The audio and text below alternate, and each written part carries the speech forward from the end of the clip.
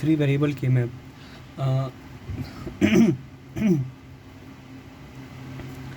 हाँ, ऐसे करके दिया रहेगा। मान लीजिए ये इक्वेशन है,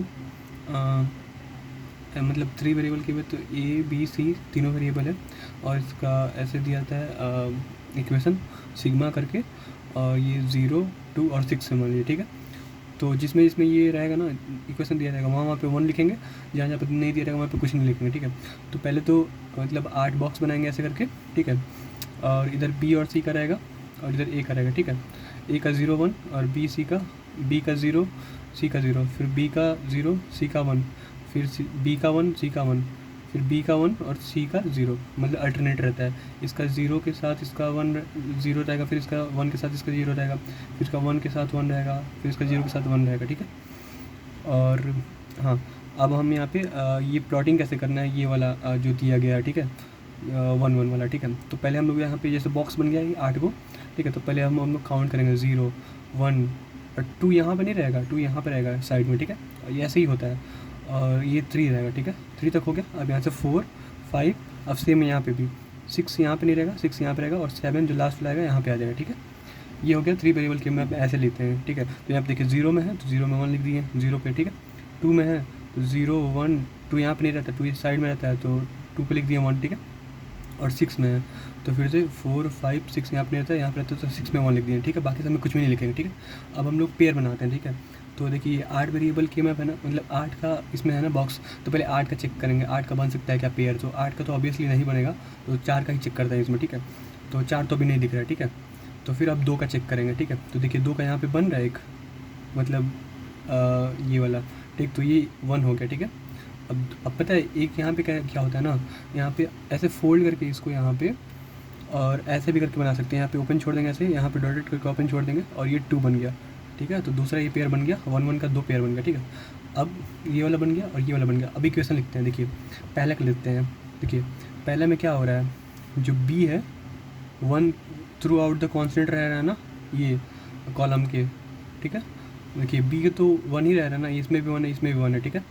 और सी देखिए, सी भी 0 मतलब कांस्टेंट है, सी बी में भी 0 है, 0 है, 0 में ही आ रहा है, ठीक है। अब देखिए ए का देखते हैं, तो ए का बदल जा रहा है यहाँ पे, देखिए पहले के लिए ए का 0 से 1 तक जा रहा है ना। पहले 0 में था 1, अब ये 1 में 1 जा रहा है। लेकिन बी में देखिए 1 में ही था इसका 1 1 1, सी का देखिए 0 में ही था 1 1 1। तो देखिए जिसका नहीं बदलता उसका लिखते हैं, तो बी का लिख देंगे हम लोग बी, सी का लिख देंगे सी, पर सी का 0 में नहीं बदल रहा है तो बार लगा देंगे, ठीक है। और फिर अब आते हैं इक्वेशन इस पे 2 पे आते हैं, ठीक है, पेयर नंबर 2 पे। तो इसका चेक करेंगे। देखिए बी का 0 और 1 में जा रहा है, ठीक है। पहले 0 में था ये 1, और अब वाला ये जो जा रहा है अब ये 1 में जा रहा है, तो बी का नहीं लिखेंगे, बी में चेंज हो रहा है, ठीक है, 0 से 1 का, ठीक है। सी का चेक करते हैं, सी का देखिए 0 में था, यहाँ पे भी 0 में था, तो सी में नहीं चेंज हो रहा तो सी लिख देंगे, ठीक है। और सी 0 में नहीं चेंज हो रहा है इसलिए सी बार लगा देंगे। अगर 1 में नहीं चेंज हो रहा होता तो बस सी लिखते हैं, बार नहीं लगाते हैं, ठीक ना। और हाँ, अब ए का चेक करते हैं। देखिए ए का 0 में ही रह रहा है 1, इसका भी 0 में ही है, ये भी 0 में ही है, ठीक है। ये 0 से 1 नहीं हो रहा, बस 0 में ही रह रहा है, तो इसलिए 0 में है तो ये मतलब कांस्टेंट रह रहा है, तो ए लिख दिए, और 0 में इसलिए बार लगा दिए। तो ये हो गया मतलब 3 वेरिएबल के मैप्स का हो गया, ठीक है। अब एक और क्वेश्चन देखते हैं इसी का, 3 वेरिएबल के मैप का। देखिए एक इक्वेशन दिया गया है, F A B C is equals to sigma 0 2 4 6, ठीक है। अब जैसे वैसे ही बॉक्स बनाएंगे हम लोग अपना, वैसे करके बॉक्स बना लिए। फिर इधर ए का लिखेंगे, इधर ये खींच के बी सी का लिखेंगे, ठीक है। ए का 0 और 1, फिर बी का 0 0, फिर 1 1, फिर सी का 0 1 1 0, ठीक है। मतलब अल्टरनेट चलेगा, ठीक है। यहाँ पे दोनों में का रहेगा, पहले 0 0, फिर 0 1, फिर 1 1, फिर 1 0, ठीक है। अब हम लोग नंबरिंग करते हैं, 0 1 2 यहाँ पर रहता है, 3 4 5 6 यहाँ पर रहता है, 7 यहाँ पर रहता है, ठीक। अब देखते हैं 0 में है 1 तो 0 में 1 लिख दिए, 2 में है तो 1 2 यहाँ पर नहीं रहता है, यहाँ पर रहता है तो 2 में लिख दिए, 4 में है तो 4 में लिख दिए, अब 6 में है 6 साइड में रहता है, ठीक है। अब लिख दिए हम लोग, प्लॉट कर दिए। अब हम लोग पेयर चेक करते हैं, ठीक है, कि पेयर किस में बन रहा है, ठीक है। तो देखिए पहले 8 का तो ऑब्वियसली इसमें नहीं रह सकता है ना, तो पहले 4 का ही चेक करते हैं। तो 4 बन सकता है क्या, देखिए 2 तो दिख रहा है यहाँ पे भी 2 बन रहा है, पर इससे बड़ा अगर बन सकता है तो पहले बड़ा का प्रायोरिटी देते हैं, ठीक है।